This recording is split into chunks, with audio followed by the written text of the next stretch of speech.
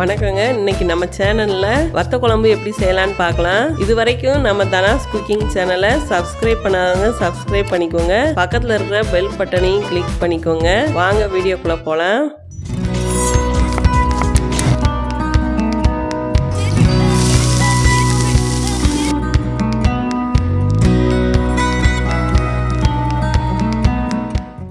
இப்போ வத்த குழம்பு செய்கிறதுக்கு தேவையான பொருளெல்லாம் பார்த்துக்கலாம். சின்ன வெங்காயம் 1 கப் எடுத்து வச்சுருக்கேங்க. சுண்டை வத்தல் ஒரு 25 கிராம் இருக்குங்க. வெள்ளைப்பூடு ஒரு 10 பல் பூண்டை நீல வாக்கில் கட் பண்ணி வச்சுருக்கேன்.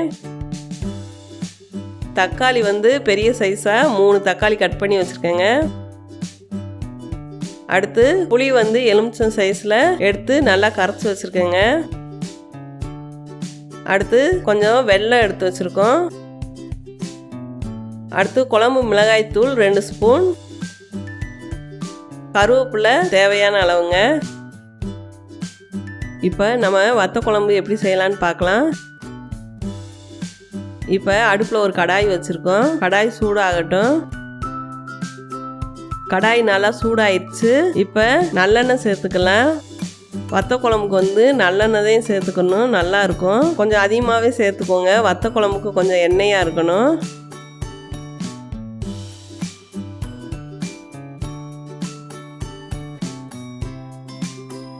இப்போ எண்ணெய் காஞ்சிருச்சு. அடுத்து கடுகு பருப்பு சேர்த்துக்கலாம். கடுகு நல்லா பொரியட்டும். அடுத்து கொஞ்சம் வெந்தயம் சேர்த்துக்கலாம்.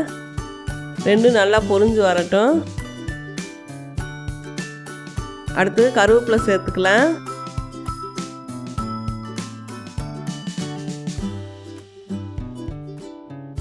அடுத்து கட் பண்ணி வச்சிருக்கிற சின்ன வெங்காயத்தை சேர்த்துக்கிடுவோம். வெங்காயம் நல்லா வதங்கட்டும். வெங்காயம் நம்ம தேவைக்கு சேர்த்துக்கலாம். குழம்பு அதிகமாக இருந்தால் நிறையா சேர்த்துக்கலாம்.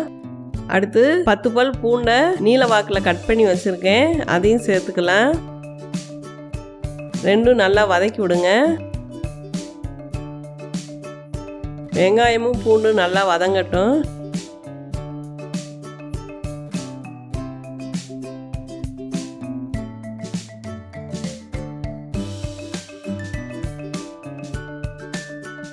வெங்காயம் பூண்டெல்லாம் நல்லா வதங்கிருச்சு. அடுத்து தக்காளி சேர்த்துக்குவோம்.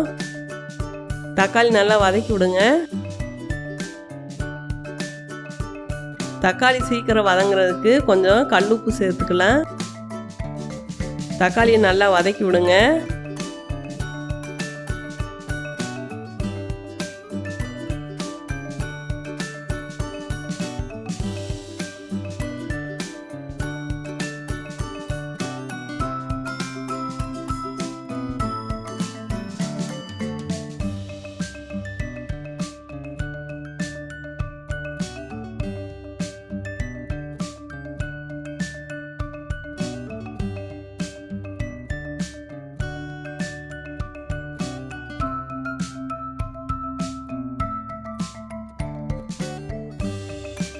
தக்காளி இந்த அளவுக்கு நல்லா வதங்கிடுச்சு. அடுத்து எடுத்து வச்சுருக்கிற வீட்டு குழம்பு மிளகாய் தூள் சேர்த்துக்கலாம். இப்போ அந்த மசாலெல்லாம் போட்டு நல்லா வதக்கி விடுங்க.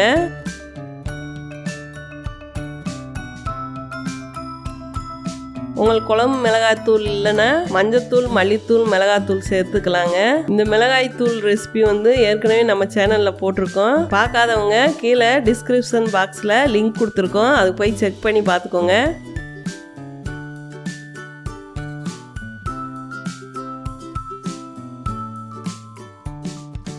அடுத்து எடுத்து வச்சிருக்கிற புளி தண்ணியை ஊற்றிக்கலாம். நல்லா கிளறி கொடுங்க.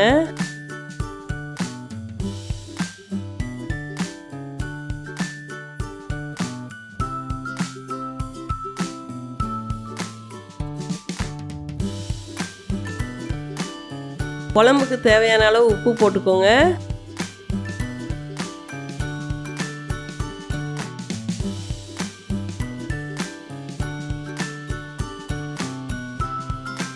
அடுத்து குழம்புக்கு தேவையான அளவு தண்ணி ஊற்றிக்கலாம்.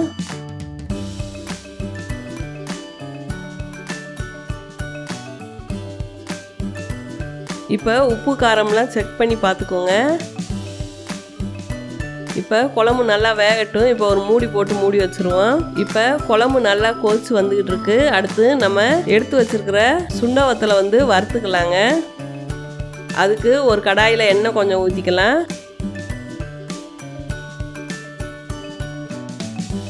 எண்ணெய் சூடாகட்டும்.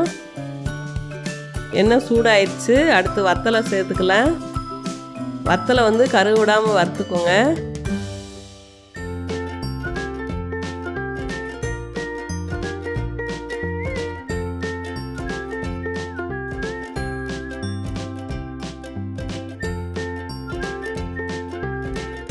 இப்போ வத்தல் நல்லா வறுத்தாச்சு. இப்போ குழம்புல சேர்த்துக்குவோம்.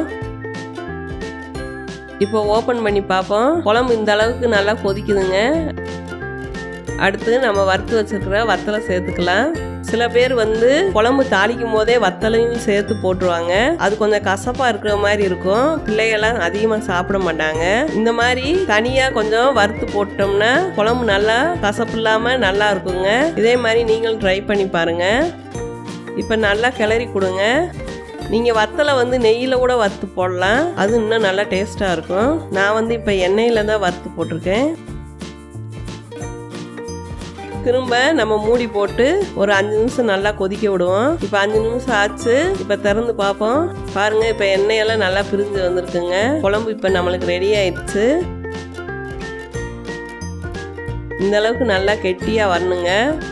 அடுத்து நம்ம எடுத்து வச்சிருக்கிற வெல்லத்தை சேர்த்துக்கலாம். இந்த வத்த குழம்புக்கு வந்து கொஞ்சம் வெல்லம் சேர்த்துக்கிட்டா நல்லா இருக்குங்க. அந்த புளிப்பு காரத்துக்கு தகுந்த மாதிரி அந்த இனிப்பும் கலந்து இருக்கும். அப்போ வந்து குழம்பு நல்லா டேஸ்டாகவும் இருக்குங்க.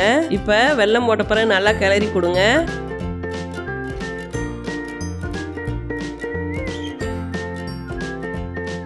இப்போ மூடி வச்சிடலாங்க. ஒரு 2 நிமிஷம் வேகட்டும். இப்போ 2 நிமிஷம் ஆச்சுங்க. இப்போ பாருங்க, இன்னும் நல்லா குழம்பெல்லாம் கெட்டியாகி நல்லா எண்ணெயெல்லாம் பிரிஞ்சு வந்துடுச்சுங்க. இப்போ வத்த குழம்பு ரெடி ஆயிடுச்சுங்க. நீங்களும் உங்க வீட்டில் செஞ்சு பாருங்க. செஞ்சு பார்த்துட்டு எப்படி இருக்குன்னு கமெண்ட்ல சொல்லுங்க. இந்த வீடியோ பிடிச்சிருந்துச்சுன்னா லைக் பண்ணுங்க, ஷேர் பண்ணுங்க, மறக்காம சப்ஸ்கிரைப் பண்ணிக்கோங்க. வாழ்க வளமுடன்.